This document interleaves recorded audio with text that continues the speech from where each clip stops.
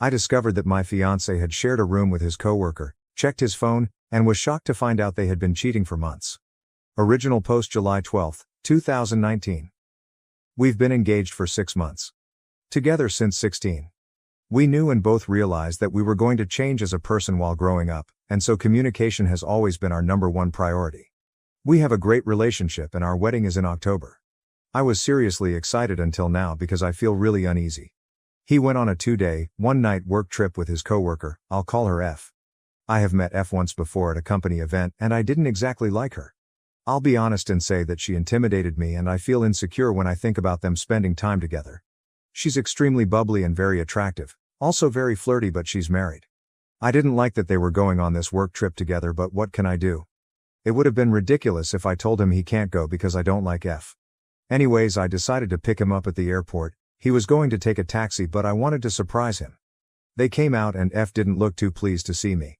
She kept talking about how much fun they had together, and at one point told me how lucky I was that my fiancé gives good massages. I was shocked and asked her how so, and it turns out he gave her a massage after the first day. I don't think this is okay and I wanted to confront him about it.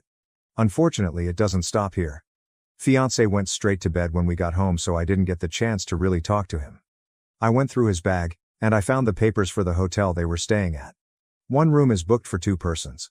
1 queen-size bed and a couch that can be turned into a bed. I don't even know how to feel. I don't know if this is okay or not.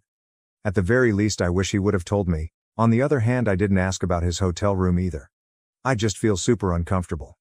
I'm trying to resist the urge to snoop on his phone and I feel terrible about it. I don't know what to do and I'm just feeling lost. Please help me out here. Top comments. Comment 1. If she made a comment about him giving her a massage right to your face, then she's trying to start shit between you and your so. Comment 2, and it worked. Comment 3. Well, this is not surprising since it's fucking inappropriate behavior for parties in relationships to be doing. Comment 4. Just ask Marcellus Wallace. Comment 5. Would you give a man a foot massage? Update July 18, 2019, 6 days later. Sorry for the late update. Didn't really have the time to write something. I decided to snoop, and I hit the jackpot right away. I unlocked it with his fingerprint. Should have been the first sign. He claimed it was convenient. I scrolled through their messages and it was obvious. They were even making fun of me together. They've been sleeping together for months. Don't know what got over me, but I wanted to read everything they ever said to each other and I did. Pretty sure they slept together just 2 days after he proposed. From what I could gather from their talk, she wants him to leave me, but he's hesitant. But sleeping with her for months is okay, right? Not proud of my reaction, but I went a little crazy. Been with this dude since I was 16. I packed and threw some of his stuff and called a friend over, and woke him up and told him he should leave. He confessed and begged for a second chance. I couldn't believe it, really. He left and only came back to grab more of his stuff. I blocked him everywhere and haven't spoken to him since, but obviously I'm going to need to be in contact with him to figure out the details about our finances. I don't know, I'm still hurt and upset, but not as much as I thought. Initially I felt like I was going crazy. And I feel so stupid for not noticing or finding out earlier. I wasted so much time with him. Somehow, because it's a full-blown affair, it hurts less. Oh, and there was no work trip. I mainly feel like an idiot for not asking more questions and blindly trusting him. My friend has been with me and she is always able to make me laugh. We went out together most nights and I've been feeling better. To top it off, I slept with one of his best buddies last night, and he told me not to tell him LOL. I was drunk and wanted revenge, and well, I guess I sorta got it, though I'll definitely be letting him now. Not much else to say. I guess I'm going to be single for a while and enjoy that. I seriously can't believe I was going to get married to this asshole. Turns out you never really know people. Top comments. Comment 1. Again, for everyone who might in the future have their spouse SO tell them that they shared a hotel with an opposite-sex coworker on a business trip, no company would promote or insist on this kind of arrangement. Comment 2. The legal hassle is just too much risk. As I said in the original post, either there was no business trip or they were in charge of booking their own rooms and the company didn't know. I've worked for a few companies and sometimes I just had an expense account, so I got to book rooms for myself. So did my coworkers. But a company will never put 2, especially opposite-sex coworkers, in one room. Now to the next story, story 2. My parents forced me to lose weight for my sister's wedding, but after my transformation, they couldn't handle my success. Growing up, I was always an overweight child. I've always been bigger than the majority of the other kindergarten students. While my peers were still figuring out what made them distinctive, my size had already stood out. As I grew older, the weight I carried became more visible.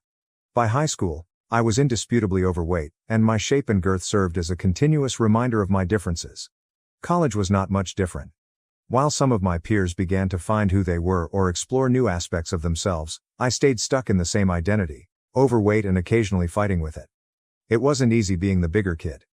It exposed me to continual ridicule, mockery, and nasty comments from people who didn't know or cared to understand me. Growing up, I was bullied more than I care to recall. Classmates teased me mercilessly. Their insults ate away at me, creating profound doubts and self-doubt that felt impossible to overcome. They'd call me names, tell cruel jokes, and I'd frequently be the punchline. I was always singled out, as if I were somehow unworthy of affection or companionship. I was continually excluded from games, parties, and gatherings. It felt like I was always on the outside, watching everyone else go through the regular ups and downs of childhood and adolescence from a distance I couldn't reach. These years of bullying influenced how I perceived myself and responded to the world. I felt out of place with others, so I sought sanctuary in books. I lost myself in literature and stories that helped me escape my daily troubles. Books did not judge me. They did not ridicule me. I became known as the nerd, and I didn't like it all that much. Bonnie, my younger sister, was very different from me. She was only a year younger than me and possessed an effortless charisma that drew others to her. Bonnie thrived in social situations, whereas I was shy and reserved. She had a fascinating personality. She could go into a room and instantly have everyone smiling, laughing, and absolutely fascinated by her. Bonnie didn't just make friends easily, she seemed to have an intrinsic ability to persuade people to support her, almost as if she were the sun around which everyone gravitated. Regardless of our differences, I adored her. I took my job as her older sister seriously, feeling fiercely protective whenever she needed it. When she began attending the same high school as mine, I was overjoyed. Initially, being Bonnie's older sister made me feel proud, as if I had a particular place in her life. However, as she grew older, things began to alter. As Bonnie settled into high school and began to create her own personality, I saw a difference in how she perceived me. She began to see how different we were, and how differently we were treated. Whereas I was the bookish, quiet kind, she was vivacious and popular, someone who rapidly established herself among the cool circle. I observed as she became aware of my eccentricities and insecurities, which had previously made me appear uncool. Bonnie began to distance herself from me as she found new pals. She would then try to actively ignore or avoid me in school. That hurt. It genuinely pained me that my own sibling saw me as inferior. Nonetheless, I did my best to accept her decision and give her the distance she appeared to require, even though it hurt to think I was losing not only my sister but also a friend. But, gradually, Bonnie stopped ignoring me and began to associate with others who made me feel like an outcast. Bonnie and her pals would take advantage of any opportunity to humiliate me whenever we met in the corridors or at lunch.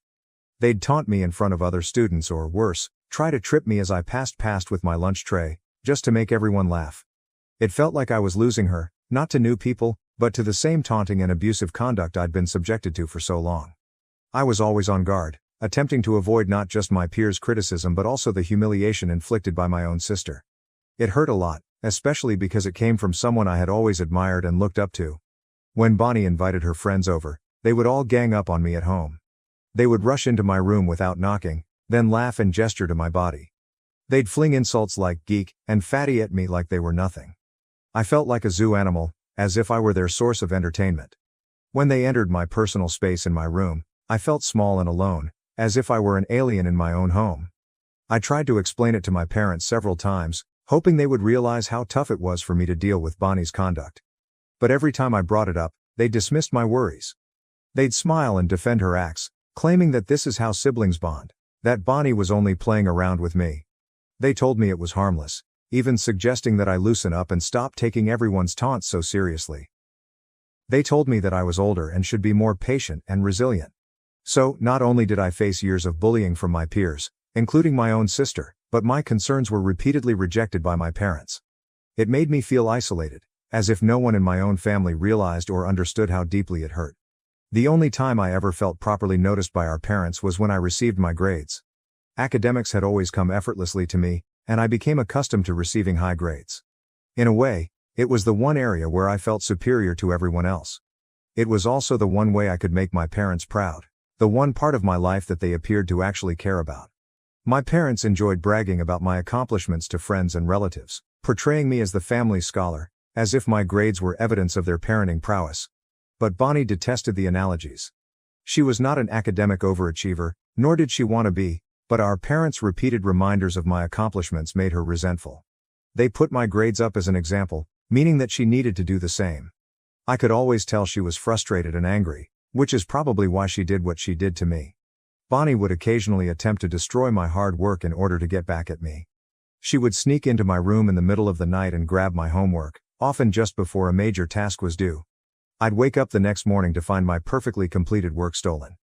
Panic would set in, and I'd feverishly hunt through my books, papers and files, becoming increasingly anxious with each passing minute. And there she'd be, smirking, watching me from the doorway, relishing every moment of my anxiety. To her, it was a minor victory, a way to bring me down a peg and remind me that I wasn't invincible. She understood how important my grades were to me, how much of my self-worth I had invested in them, and she enjoyed disturbing that aspect of my life. I only found out about her stealing my assignments years later, when she drunkenly admitted one evening. My relationship with Bonnie has softened over time, but we are still far from close. You could say we've matured a little, and some of the animosity from our youth has dissipated. However, the strong closeness that siblings often enjoy did not fully emerge between us. After graduation, I moved out and started a new life in a new city, with an interesting job and new chances, which meant I didn't see my family as much. As time passed, our communications became limited to occasional phone calls or texts. So, last year, when I scheduled a summer visit home, I was truly excited to see everyone. It had been a long time since we'd all gotten together as a family, and I was excited to catch up and reconnect. However, not everything went as planned. Our family lunch began well enough. Everyone appeared delighted to see me, and for a moment, it felt like old times. That changed, however, when Bonnie unexpectedly revealed her engagement. None of us saw it coming, and we initially assumed she was joking. However, it was instantly apparent that she was serious. She proudly put out her hand, displaying a gorgeous ring, and I couldn't help but remark how exquisite it was. I was genuinely happy for her, delighted that she had finally met someone she loved and who loved her back. Almost as soon as the congratulations subsided, Bonnie turned to me and inquired about my recent activities. I told her about my profession, my life, and how rewarding things had been for me. Before I could finish, she cut me off. "I can't help but say this," she started, smirking. "But why are you still fat? If your life is truly amazing, shouldn't you have shed weight by now?" Her remarks hit me like a slap, reawakening old insecurities that I thought I had overcome. The room became uncomfortably silent, and I could feel everyone's gaze on me, waiting to see how I would respond. I merely shrugged and tried to laugh awkwardly at her comment. But my parents immediately joined in to criticize me. They began discussing how I was still obese and unmarried, and how they were concerned I would never have children. I felt so mortified hearing them talk like that. My accomplishments, the work I was proud of, the life I had made for myself in another city, didn't seem to matter in their eyes. They were just concerned with my weight and the fact that I did not have my own family. As my parents and sister continued to talk about me, their comments wound deeper than I imagined. I had spent years eventually discovering myself, gaining confidence and freedom. But in those moments, I felt like the same nervous, awkward teenager I had always been, anxious for my family's acceptance and approval. My parents then applauded Bonnie for getting engaged before me and expressed their pride in her. To them, I was the inferior child, successful, but not quite enough. What was supposed to be a happy family reunion had swiftly turned into a heartbreaking reminder of old scars. At that point, I felt more like an outsider than ever. Bonnie did not stop. She continued to ask probing questions. "So, when are you getting married? Do you even have a boyfriend?" She was blatantly mocking me in front of everyone by bringing up my romantic life. My parents soon jumped on the subject, agreeing with Bonnie that it was past time for me to find someone before it was too late. They pointed out how Bonnie, being younger, was settling down before me, whilst I, the older one, was wasting my life away at work. I attempted to argue that I liked my life the way it was, that my work and freedom provided me with fulfillment. My career paid well, and I was passionate about it, so why did I need to meet a spouse or have a child to be happy? "I am content just the way I am," I informed them. But my words didn't appear to register. My mother, especially, appeared contemptuous. She gave me a sharp look and taunted me. "What's the point of earning all that money if you don't have anyone to come home to?" It was as if she couldn't believe that happiness existed outside of marriage or family. Sitting there, I had the typical feeling of being misunderstood. That my life choices were disregarded. This was my family, and they were supposed to know me best. However, they appeared to be preoccupied with a different definition of happiness than mine. I had come home seeking connection and warmth, but instead got judgment and taunts. Bonnie then smirked and added, "I expect you to at least have a +1 by the time my wedding rolls around." She chuckled and kept going. "I don't want people thinking my sister is some old miserable woman all alone while I'm getting married." The comment stung. I simply shook my head and assured her I'd try. That's when my folks spoke out again, matter-of-factly. "Bonnie's wedding is almost a year away. Even if you can't find a partner, you could at least try to lose weight and look more presentable for her wedding." They suggested that if I reduced weight, it would be simpler for me to attract a partner. Bonnie enthusiastically agreed with them. "Yeah, I want you to lose a few pounds at least," she remarked nonchalantly, as if she was doing me a favor. I sat there, astonished and humiliated, with an aching that I hadn't felt in years. How could my relatives talk to me like this? Did I truly deserve their hateful words simply because I was overweight? Was I not meant to have feelings because I was fat? I was a normal person, just like them. I functioned like everyone else. I never considered my weight as an impediment, so why did they? I'd even dated men who liked me just the way I was, but my parents and Bonnie made it sound like my weight was preventing me from finding love or men approaching me, which wasn't even true. I wanted to defend myself and tell them how terrible their statements were, but I felt frozen, unable to find the correct words. Their statements took me back to high school, to the agonizing times when my weight made me a target. I despised how nonchalantly my family brought up my deepest concerns without considering how they made me feel. So I sat there, holding in my pain, and let the topic go to anything else. When I returned home from my trip to see my family, I pushed myself into reducing weight with a zeal I had not realized I possessed. It began as a way to prove something to my family, but it gradually grew very personal. I joined a gym, followed a rigorous diet, and even hired a personal trainer. My trainer has been a lifesaver. After going through her own change from overweight to healthy weight, she knew just how to assist me through a path tailored particularly for me. She created a routine specific to my goals and encouraged me every step of the way, reminding me to give myself grace when I stumbled. This time, everything seemed to click. I started losing weight steadily, and as the pounds came off, I felt lighter. Not just physically, but also mentally. For the first time in my life, I began to feel and appear different. My confidence increased quickly. I used to assume that decreasing weight wouldn't have much of an influence, but it has. People see me differently today. Strangers are nicer and more attentive. Friends and colleagues see me with fresh respect. I can't deny that this seems like a validation I've never gotten before. It's as if I've suddenly become more noticeable than I was before. My new body brought a new sense of style. I overhauled my entire wardrobe, filling it with items I had only fantasized about wearing. I even opted for a full hair makeover, attempting a daring and trendy style that I would have been too afraid to try in the past. Perhaps it seems expensive, but I've never felt so good. I look in the mirror now and don't recognize the person staring back. It's like meeting a version of myself that I never knew existed. I'm proud of how far I've come, not just because I lost weight, but also because I gained confidence and self-assurance. With Bonnie's wedding just 2 weeks away, my family has invited me to fly down and join them for lunch next week to finalize the plans for her special day. But I don't feel like returning home. I don't want my family to ridicule me again or make me feel tiny, especially now that I'm finally feeling good about myself for the first time in a long time. I don't want to go to Bonnie's wedding anymore because of how she and my parents have treated me, but I know if I don't go, they'll be furious and give me a long lecture about how family is family and how, no matter how heartbroken I am, I must be present for Bonnie's big day. So, Aita, what happens if I do not attend my sister's wedding? Update 1. Wow, I'm overwhelmed by everyone's response. Some of your proposals are truly humorous. I can't believe you're encouraging me to show up and mess with my sister now that I've lost so much weight. Growing up as a fat kid had a negative impact on my self-esteem, particularly in terms of how I perceived myself. I struggled with self-doubt for a long time, always believing that I wasn't good enough or didn't measure up to others. But reading all of your responses has been a game changer. It's as if you've helped me see myself in a completely new light, and I'm finally starting to feel more confident than I ever have. In fact, I'm seriously considering turning up to my family's lunch and shocking them. They haven't seen me in a long time, and since I don't use social media, they have no idea how much weight I've dropped. It will be interesting to witness their reactions. Update 2.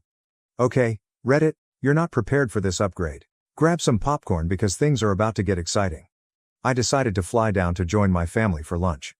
As I previously stated, I believed that when they saw me, they would be proud of the transformation I had undergone.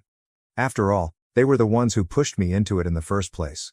Surely, they'd be overjoyed to see the positive improvements in me and finally recognize the effort I'd put in. When I walked into my parents' house, their jaws absolutely dropped. They looked at me, stunned. As if they couldn't believe I was the same person. After a time, they stammered, wondering if it was actually me. I gave them a big hug, thrilled with their reaction. They continually complimented my appearance, saying how beautiful I looked and how they couldn't believe it was me. However, when Bonnie came, the situation changed. She didn't notice me at first, disregarding me as if I were invisible, as she had done so many times before. But when I rose up to greet her, she did a double take, her eyes widening with surprise. She gave an odd, almost forced laugh before reaching over and pushing her fingers on my stomach, wide-eyed, as if she wanted proof that I had truly dropped all of that weight. My parents laughed at her reaction and explained that they too couldn't believe it at first. As we settled in for lunch, the subject turned to my makeover. Bonnie and my parents bombarded me with questions about how I had done it, marveling at how different I appeared. Their voices were full of surprise, as if they had never imagined I could look any other way. Bonnie, in particular, kept saying that she had never anticipated me to alter so dramatically after dropping weight. Then she dropped this gem. "When I first asked you to lose weight, I never expected you to look this pretty. I didn't even know you had that jawline. And those ankles beneath all that fat." I hesitated, attempting to maintain my cool, and smiled at her before reminding her. "Bonnie, I've always been pretty. Losing weight just enhanced my features." Bonnie, on the other hand, contended that there was something more about me that was distinct. Then she had the courage to ask, "Did you have some surgeries done on yourself? Because there's no way you look this good by yourself." I could feel my blood starting to boil. The hubris to believe that I required surgery to look attractive when, in fact, I had worked so hard to get my current appearance.